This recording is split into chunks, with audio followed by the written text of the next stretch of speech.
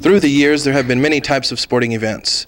From ancient Greek wrestling to modern-day extreme sports, people have written many books on the variety of athletic abilities displayed in our world's coliseums, courts, fields, rinks, and yards. But there are many sporting events that have gone unnoticed for centuries, even hundreds of years. Greetings. My name is Hawking P. Dubb. I make documentaries about the obscure things in our world, the things that most people would claim only an idiot would document. I say to these narrow-minded people a loud and rowdy ha. This edition covers the great but little-known sporting event known as the staring contest. I carry the torch.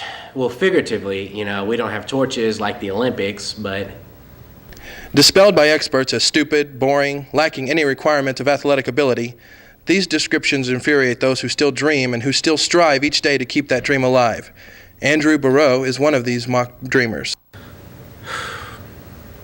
A lot of the negativity towards the elongated visual contact event, or EVCI, or staring contest, as a lot of people call it, stems from the same place as a lot of misunderstood items throughout history. It's ignorance, and ignorance breeds hate. The history of the staring contest dates back many years ago. Many years, back to the early days of the Homo sapien, or modern man. Before this, man could only see down, because his head was angled downwards. Only thing he could see was the ground, and he would have to place his food towards the ground in front of him so that he could see to eat. And that was pretty much all he could see.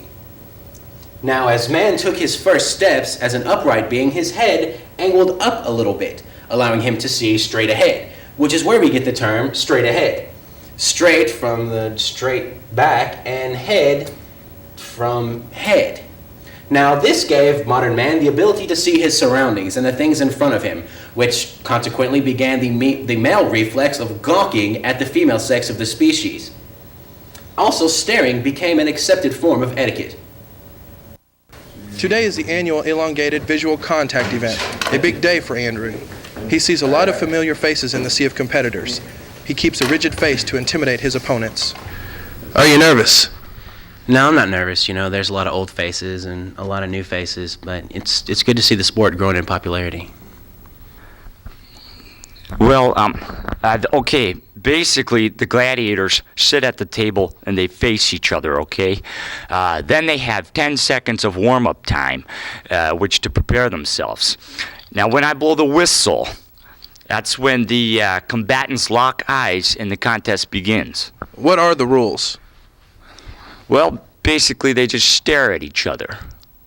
What about blinking? Is blinking allowed? Yes, blinking is allowed. Of course it is. As with any sport, injuries are inevitable. Over here. Let's get over here. Get the shot. Right here.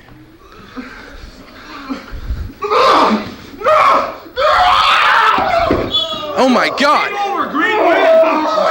Are you okay? Gordon! Alright, do you know who we are? What happened? Wait, walk it up. What happened? He pulled his eye muscle. Come on. What happened? Come on, he pulled it again. Never mind. Who are you? I'm Hawking P. Dubb. Documentary. Yeah. Get that camera out of my face. Scumbags like you take a chance to make a dime, and then this man's career is over. Rolling. Andrew has just won his 5th match, and he's really feeling it. How are you doing, Andrew? Fine. I'm doing fine. Andrew finishes the day in first place. He still holds his championship standing, undefeated for 4 years straight. Sure, people laugh, but I've been laughed at all my life. I've gotten used to it. But now I have a dream to fight for. Yeah, people laugh. For more information on the elongated visual contact event or other related topics, look for these books and videos in your local book and video store.